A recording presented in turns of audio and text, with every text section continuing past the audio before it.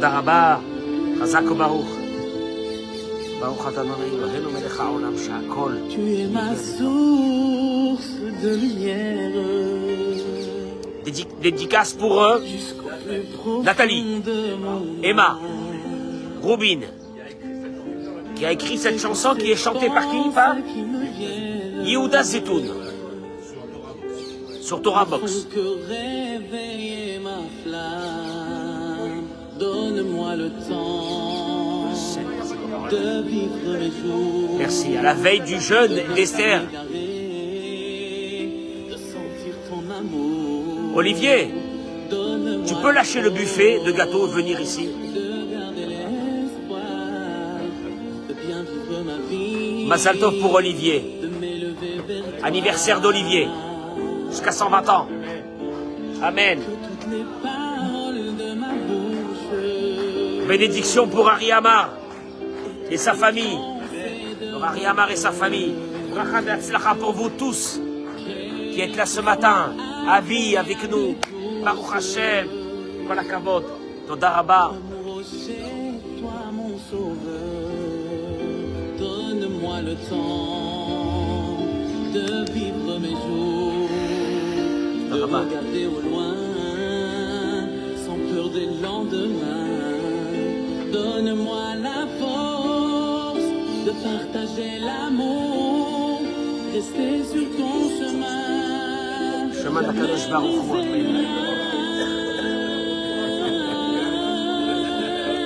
Chazak Baruch Mike, Toda Rabba. Toda Rabba. Toda Rabba. Il y a plus de 10-15 personnes assis. Olivier est debout. Olivier, viens t'asseoir. Hein? Comment? Allez, vas-y, je t'attends. Je t'attends. Boker Tov, Bracha ve'atzlacha. Vous savez, je vais être un peu plus court ce matin parce qu'on avait un sioum à l'intérieur de la synagogue, ça a mis du temps. Mais je voudrais vous dire une chose. Avodat Hashem, le vrai travail de Dieu, c'est d'arriver à cette vérité, à cette clarté dans votre esprit. C'est du travail. Hein. Eric, c'est du travail. D'arriver à cette clarté que En Milevado, il n'y a personne à part lui. Vous allez le voir, il n'y a personne, c'est un vrai combat. Mais c'est la seule chose que Dieu te demande dans ce monde. Il n'y a personne à part moi. Il n'y a personne à part moi. Écoute ce que je te dis, il n'y a personne à part moi. Rien n'existe à part moi. Pourquoi je vous dis ces mots-là? Parce que j'aurais voulu vous montrer comment Dieu fait passer le message qu'il n'y a personne à part lui. Quoi, il n'y a pas d'autre... Il n'y a personne. Ton argent, zéro. Tes soucis, tes problèmes, ils n'existent pas. Il n'y a personne à part lui. Ah, vous pensez que c'est comme ça qu'on doit réfléchir, qu'il n'y a personne à part lui, En Milevado? Je voudrais vous dire une chose. C'est énorme. Mon cher Rabbeinu, après que Dieu lui dit, dans la paracha de cette semaine, que le peuple d'Israël a fauté, et qu'ils ont fait le veau d'or, vous suivez? Mon cher Rabbeinu descend avec les tables de la loi. Et la Torah nous dit, Vaïka Asher Karav El Amachane. Il s'est approché du camp. Partagez ce cours, mesdames et messieurs, partagez ce cours. Demain, il n'y a pas de cours. Vayar et Ta'egel ou Mecholot. Il a vu le veau d'or. Vayichar Af Be Moshe. La colère de Moshe s'enflamma. Vayashlech Miyadav et Aluchot. Il jeta les tables de la loi. Vayeshaberotam, il les cassa. Tachatahar, au pied de la montagne. Je peux vous poser une vraie question? Une vraie question. Technique. Moshe, Dieu en haut, il t'a dit que le peuple d'Israël en bas, ils ont fait le veau d'or. Pourquoi tu descends avec les tables de la loi et tu les casses? Laisse-les là-haut.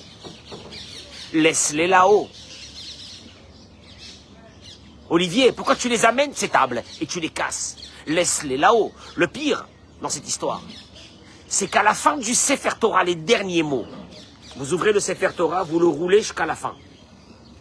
Les derniers mots, c'est quoi? Kol hayad hachazaka Asher asa Moshe, le'ene kol Israël.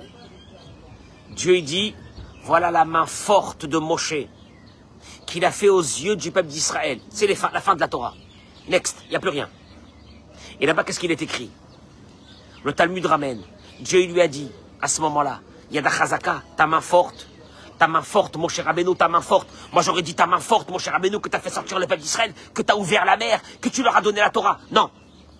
Ta main forte, que tu as pris les tables de la loi et que tu les as cassées. Yachar Koach Shishibarta. Je te félicite de les avoir cassées. Je vous pose une vraie question. C'est ça comment on dit le sikoum? C'est ça la conclusion, le résumé de la vie de Moshe Rabbeinu d'avoir cassé les tables de la loi? Moi je vous dis la vérité, on n'a rien compris au fonctionnement de Dieu dans ce monde. Écoutez-moi bien. Celui qui va venir nous le développer, c'est l'un de nos grands maîtres, le Rav Simcha Cohen de Dvinsk.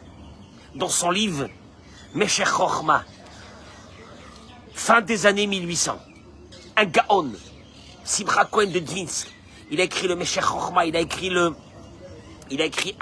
une œuvre majeure sur le Maïmonide. Je crois que c'est le Or Zaroua. Énorme. Le maître, c'était le maître du Talmud à cette époque. Et il dit, regardez, je vais vous dire une chose. Il dit, pourquoi la vraie question elle est, pourquoi Moshe Rabbeinu, tu casses les tables? Tu crois se mettre là, tu prends les tables, tu les casses, pourquoi? Laisse-les en haut. Il les mérite pas, laisse-les en haut. Tu me suis ou non? Et félicitations à toi, Moshe, d'avoir cassé les tables de la loi. Apparemment, il y a un message majeur pour le judaïsme et pour le peuple d'Israël à travers les temps. Et heureusement qu'il nous a cassé les tables de la loi. Ah, j'ai pas compris. Il dit le Meshech Chochma. Écoutez-moi bien. Je vais vous illuminer votre esprit une fois pour toutes. Il dit le Meshech Chochma, Aïnyan. Je vais vous donner le thème, le sujet. Ki a Torah ve'aimuna em ikare ha'uma israélite. Écoutez-moi bien. Le'ilun nishmat Rav Simcha Cohen de Dvinsk. Il dit comme ça, la Torah et la foi, ce sont les deux piliers, la Torah et la foi, ce sont les deux piliers du judaïsme. Vechol hakedoshot. Ça va faire mal dans les oreilles de plusieurs personnes. Et toutes les saintetés que nous connaissons, comme Eretz Israël, Jérusalem, ce sont que des ramifications de la Torah. Je traduis les mots. Tu sais que ça veut dire une ramification? C'est-à-dire qu'il y a une source, il y a la ramification. Israël, Jérusalem, le temple, on va le voir, c'est que des ramifications de la Torah. Vélekar, et c'est pour cela, il n'y a pas de différence sur un lieu de culte. Je traduis mot à mot. Qu'il soit en Israël ou qu'il soit en dehors d'Israël. Ils ont la même sainteté.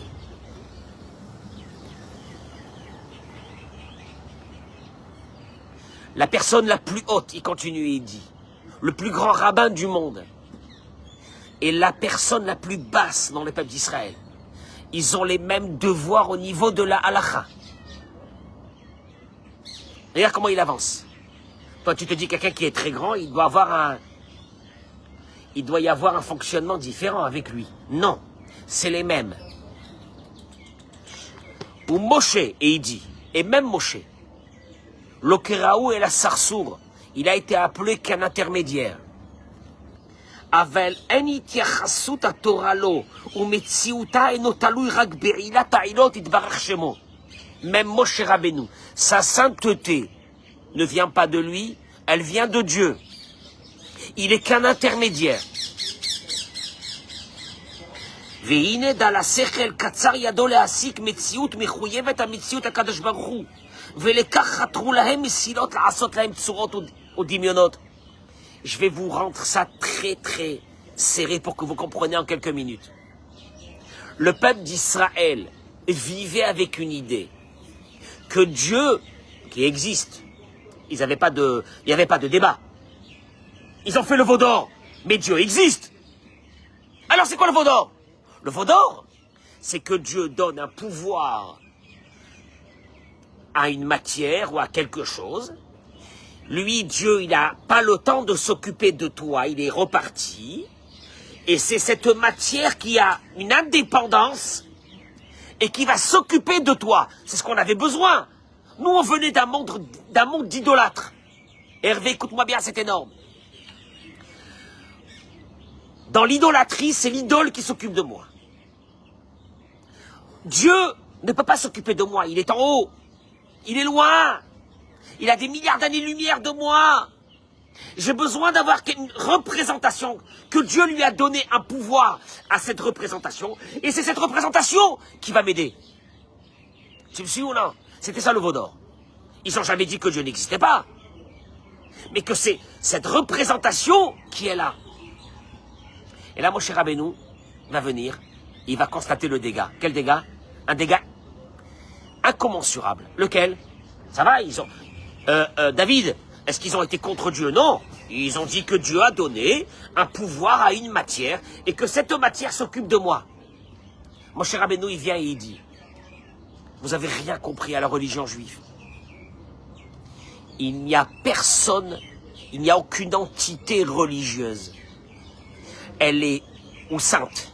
Elle est sainte parce que Dieu, continuellement, instanté, il lui donne à cette matière sa volonté qu'elle soit sainte. Mais si Dieu coupe cette volonté, que cette matière, que cette entité, que ce rabbin soit saint, il est plus saint. Ça, c'est une chose que nous, on ne comprend pas. D'ailleurs, il termine et il dit,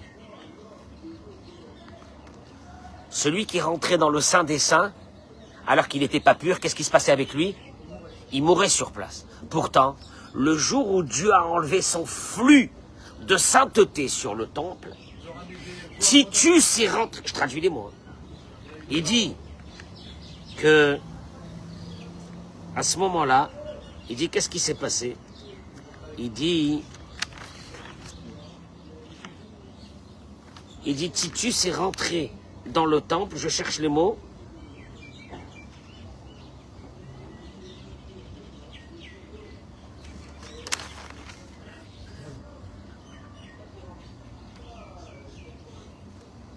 Il a un mahamar énorme sur ça. Et il dit comme ça, que... Ah, voilà. Et il dit, si Dieu ne donne pas une sainteté à quelque chose, mais de façon instantanée, cette chose n'a aucune sainteté. Et il dit, Baou pritzim vaïchalelua, ve titus nichnas le kodesh hakodashim, ve zona imo, ve lo nizok, ki hu sara kedushato. Titus, pour blasphémer notre temple à Jérusalem, il est rentré à l'intérieur du Saint des Saints. Et il a fait ce qu'il a fait avec une prostituée à l'intérieur, et il est sorti vivant. Il est sorti vivant. Pour te dire que quoi? Qu'il n'y a rien qui reçoit une sainteté et qui devient indépendant de Dieu. Même la sainteté que le temple avait à ce moment-là, c'est parce que Dieu donnait à ce temple cette sainteté. Mais bon, il a eu une mort horrible, hein, lui. Hein. Ah, mais ok, mais c'est-à-dire, tu as raison. Tu as raison. Mais, il est sorti du temple vivant. Et là, il te dit, mon cher Rabbeinu a voulu donner au béni Israël une indication majeure. Rien n'existe sans Dieu. Mais rien n'existe sans Dieu à l'instant. Éric, pas Dieu, il est avec toi à Kippour. À l'instant. À l'instant du 12 mars, la veille du jeûne d'Esther. Il est là avec toi et c'est lui qui te fait vivre à l'instant. Mon cher Rabbeinu, il leur dit, regardez, vous avez pensé que moi, j'étais devenu une sainteté indépendante, et que quand vous avez pensé que je suis mort, vite, vous avez fait un veau d'or pour qu'il représente la sainteté de Dieu. Je voudrais vous dire, rien n'existe sans la volonté de Dieu. Est-ce que le fait de faire ce veau d'or, il y avait une volonté de Dieu? Non. La preuve, il dit, vous voyez, je suis descendu avec des tables de la loi. Olivier, il est descendu avec des tables de la loi. Mais à ce moment-là, Dieu, sa volonté n'est plus de donner la sainteté au peuple d'Israël. Qu'est-ce qui se passe? Il prend les tables de la loi et il les brise en miettes. Elles valent rien. Comment elles valent rien? Les premières tables de la loi qu'on a reçues dans le ciel, elles valent rien. Tu sais quand est-ce qu'elles valent? S'il y a une volonté de Dieu. Mais comme là maintenant, vous avez blasphémé le nom de Dieu, Dieu il a enlevé sa volonté de ces tables. Ces tables ne valent plus rien. Traduction des mots.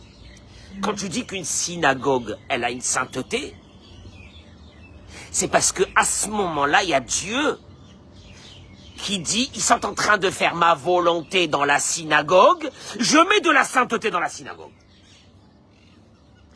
Demain, il n'y a pas la volonté de Dieu dans cette synagogue, Dieu il enlève sa sainteté, et la synagogue devient une cabane. Mais il n'y a pas une icône chez nous qui prend une dose, entre guillemets, de sainteté divine et elle la garde. Si demain tu vois un rabbin, le plus grand du monde, qui s'éloigne du chemin de Dieu, alors qu'avant tu lui embrassais la main, le plus grand rabbin du monde, il ne vaut plus rien. Parce que le pouvoir de ce rabbin est en fonction de la volonté de Dieu à ce moment-là. Je ne sais pas si vous avez compris qu'est-ce que je suis en train de dire. C'est énorme. Mais il n'y a pas quelque chose qui reste saint. À jamais. Oui, il y a une sainteté d'Eretz Israël, c'est vrai.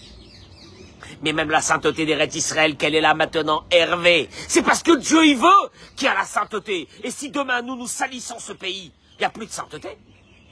Ah bon? Ah ben oui. Ça n'existe pas une sainteté intrinsèque de Dieu. Il y a 2000 ans, 3000 ans, Dieu lui a mis de la sainteté, mais ça reste saint. Ça n'existe pas. C'est saint parce que Dieu, à l'instant T, il veut que ça soit saint. Vous avez compris ce que je suis en train de dire? Mon cher Rabbeinu, il dit au Béni Israël, je vais vous montrer ça. L'étape de la loi, l'étape de la loi. Comme il n'y a plus la volonté de Dieu, il n'y a plus la volonté de Dieu parce que vous avez blasphémé Dieu, l'étape de la loi deviennent quoi?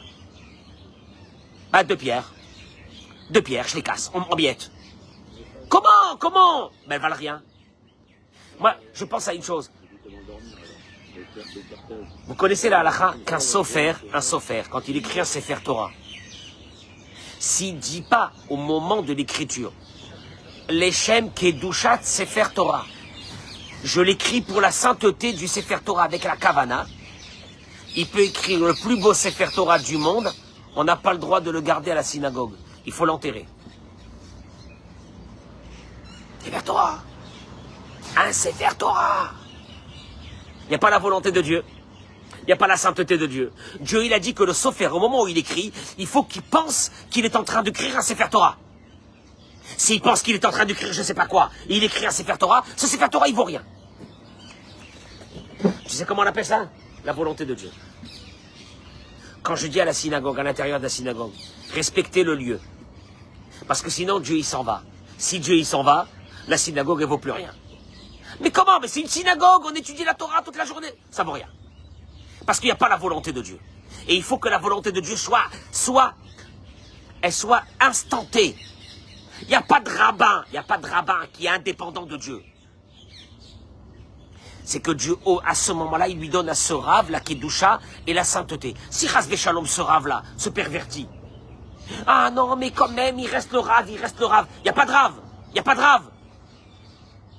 Ça n'existe pas. Entre guillemets, la Kedusha de ce rave, c'est parce que il est dans la volonté de Dieu, et donc Dieu lui donne cette sainteté. Mais s'il n'est pas dans la volonté de Dieu, il n'a pas de sainteté. Je ne sais pas si vous avez compris ce que je suis en train de dire. C'est ce qu'on appelle un des fondamentaux de la Torah. Au fait, rien n'existe à part Dieu. Moi, je voudrais dire une chose quand même.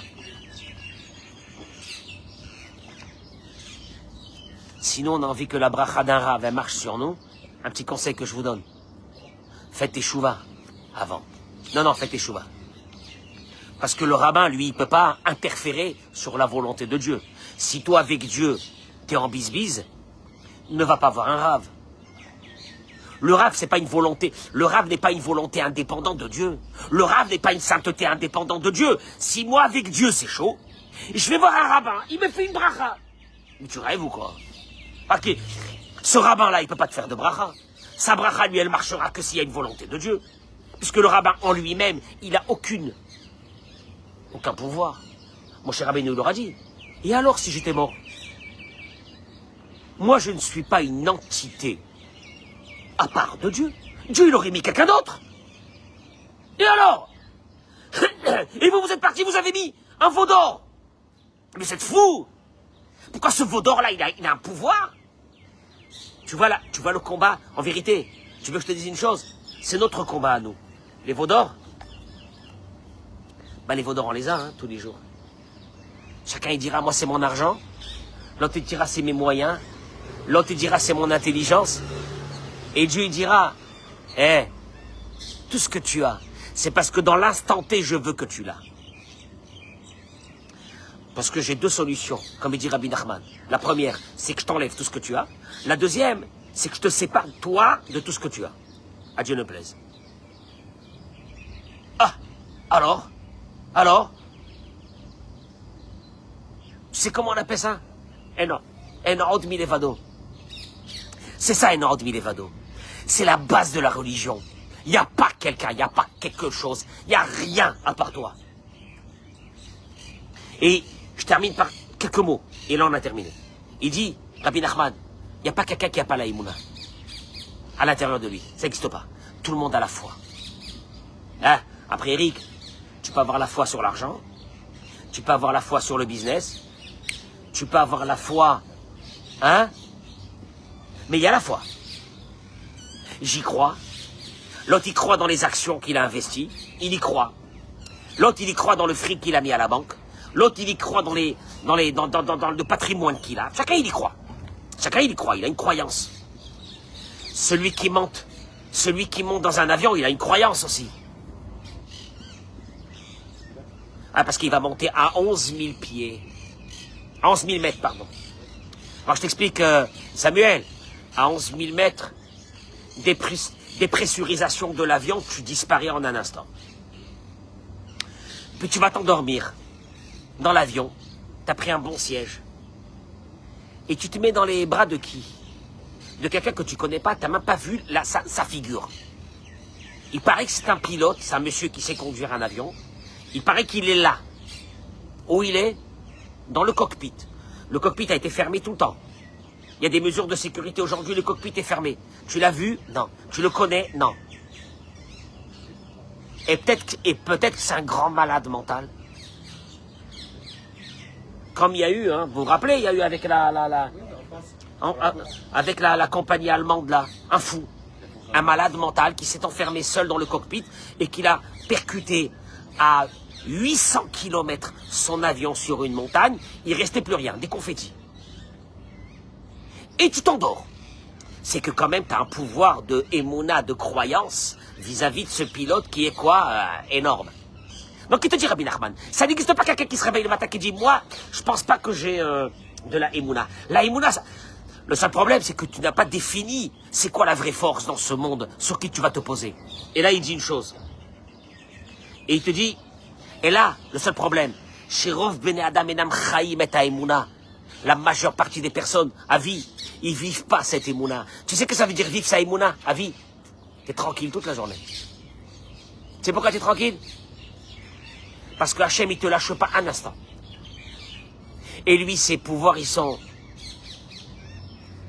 Même pas le mot illimité, ça veut rien dire. Écoute-moi bien ce que je te dis.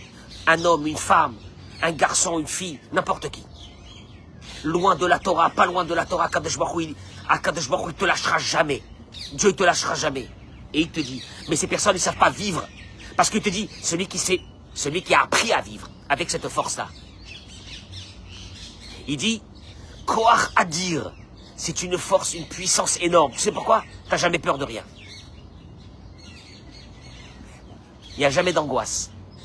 Tu n'as jamais la peur du lendemain. Tu ne sais pas ce que c'est la peur du lendemain. Tu es dans les mains de Dieu.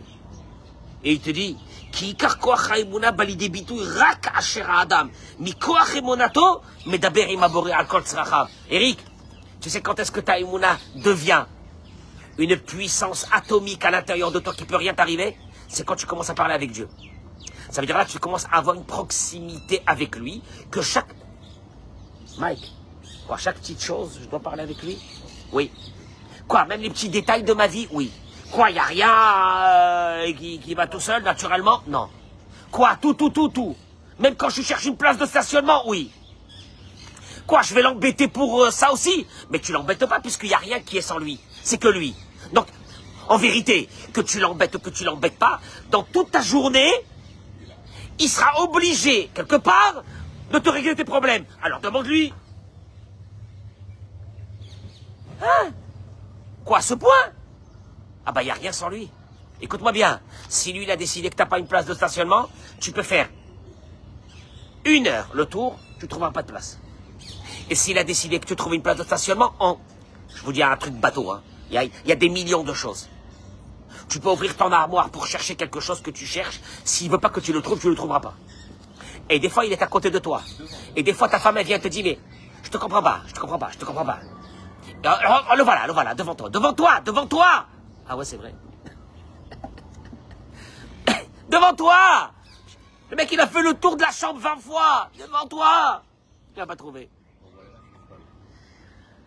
Tu sais qu'est-ce qui te manque? Il dit Rabbi Nachman, une chose. Chez Ma'amin, il y a beaucoup de personnes qui ont la émouna que Dieu il existe, bien sûr, tout le monde. Ou les datos, mais d'après nous, Haboré Nimtsa Eisham Bashamaim. Pour nous, dit Rabbi Nachman, Samuel, où il est Dieu? Très loin, dans le ciel. Il est loin. Dieu, chez les chrétiens, Dieu qui est dans le ciel, il n'est pas dans le ciel. Mais le arrête ce que dos. Il est dans tout le monde.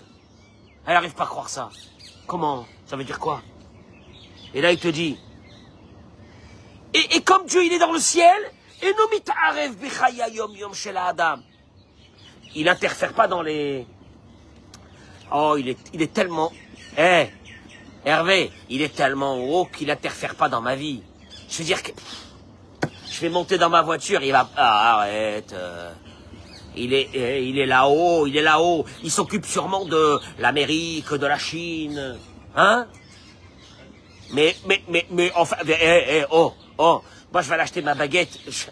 Mais là, hein, c'est difficile pour moi de croire que il va être avec moi pour choisir la baguette que je vais... Ah, t'es blata, là. Et c'est pour cela, une chose. C'est que tu n'arrives pas à parler avec lui. Tu sais quand est-ce que tu arriveras à parler avec lui? Quand tu te rendras compte. Il y a beaucoup de gens qui me disent. Hier, je parlais avec un de mes élèves, que j'adore, il habite Genève. Il m'a dit, Rav, j'ai peur. Il m'a dit, j'ai peur. Je lui ai dit, t'as peur de quoi? Il m'a dit, j'ai remarqué comment Dieu m'aide. Mais il m'a dit, ça fait trop peur. Au millimètre. Il m'a évité des catastrophes au millimètre. Au détail. Il m'a dit au détail. Il m'a dit, ça fait peur. Non, je lui ai dit, ça fait pas peur. Tu es surpris de constater la réalité. Mais la réalité, elle est là, de toute façon. Je t'explique. Jusqu'au soir, jusqu'au jour où on t'accompagnera pour ta dernière demeure, il ne peut pas te lâcher. Et pourquoi? Moi, je ne suis pas très religieux, moi, vous savez. Parce qu'une partie de lui est à l'intérieur de toi. Yahma. Et comme cette partie, c'est ça qu'on n'arrive pas à comprendre, cette dimension. Une partie de lui, David, est à l'intérieur de toi. Et Akadosh Baruch Hu te dit, alors ce matin, comment ça va? T'es inquiet, hein? Et là, Dieu rentre dans une colère. T'es inquiet? Tu sais, ça ressemble à quoi?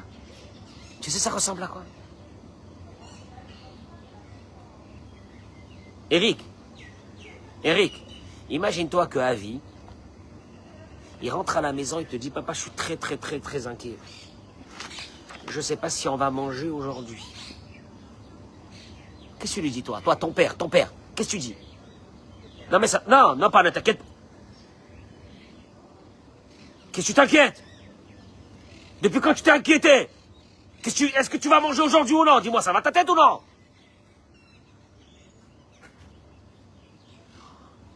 Tu veux que je te dise? Si ton fils s'inquiète, tu tu vas être vexé.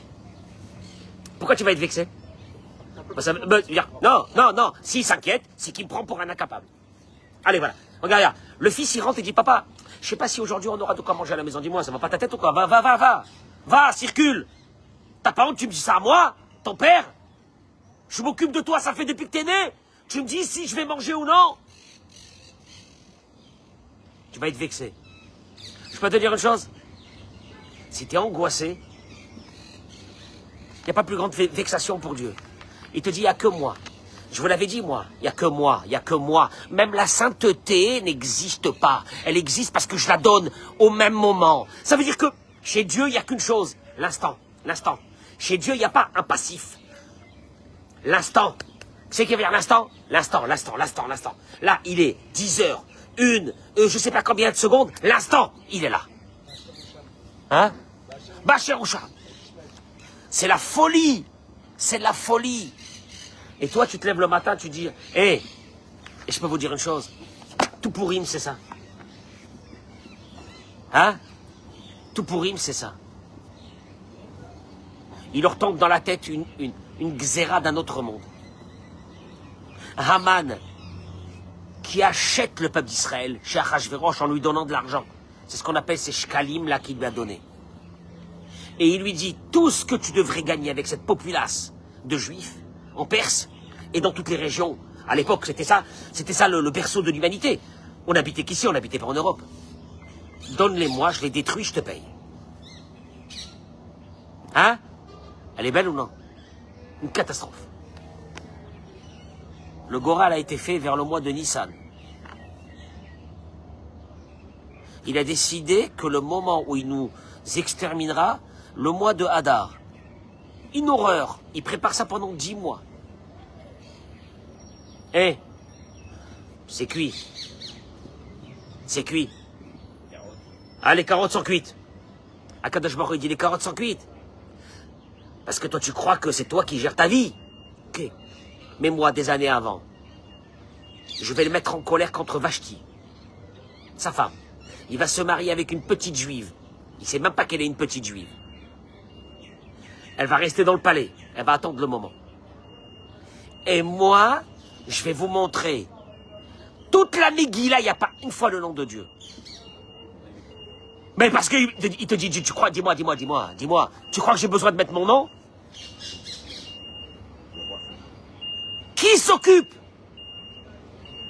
de chacun? Qui s'occupe de toi? Qui s'occupe de n'importe qui? Qui s'occupe même du clochard, du plus grand clochard du monde? Qui s'occupe? Et moi? Qui s'occupe de ta vie? C'est moi. Qui c'est qui va te marier? C'est moi. Qui c'est qui va te donner des enfants? C'est moi. Voilà, c'est ça Pourim. Pourim, c'est ça. Tu sais c'est quoi Pourim? Samuel, Pourim, tu sais c'est quoi Pourim? J'existe pas, tu me vois pas, tu me vois pas. Y a pas mon nom, tu me vois pas, y a rien. Surtout que dans ta tête, y a pas une fois une idée qui te rentre que c'est pas lui qui gère ta vie. Et qui s'occupe de toi. Attention à ça. Je vous souhaite un Pourim Sameach, bracha ve'atzlacha. Amen Keni Ratson. Ah, je te jure, si tu es vivant, il te dit Dieu, c'est que je suis là. Ah maintenant, commence à avoir une relation avec moi. Zaïmouna. Les tables de la loi, ils valent rien. S'il n'y a pas moi, ma volonté. Personne ne vaut rien. Le Beth Amikdash, il vaut rien s'il n'y a pas ma volonté qui soit saint. Il n'y a que moi. C'est dur, hein, il n'y a personne. Dans le même contexte que quand je demande à mon père s'il y a à manger, il s'énerve sur moi. Alors si je demande à Hachem si une place de parking ou n'importe quoi, il va s'énerver parce que... Non. Si tu es inquiet, il va s'énerver. Mais si tu lui demandes quelque chose, comme tu demandes à ton père, il n'y a aucun problème. Mais si tu lui dis à ton père, je ne sais pas si on va manger aujourd'hui, qu'est-ce que ça veut dire quoi? Tu lui dis, moi, tu me traites d'un incapable à ce point que je ne peux pas vous donner à manger. Mais qu'est-ce que c'est ça? Bidiou. Pourim Sameach, Baruch partagez ce cours, Amen Keni Ratson. Pourim Sameach, Kadosh Baruch Hu, il exauce tous vos vœux. Parlez avec lui. Hein, que lui, il n'y a personne d'autre, il n'y a personne. Ou alors ça n'existe pas. Baruch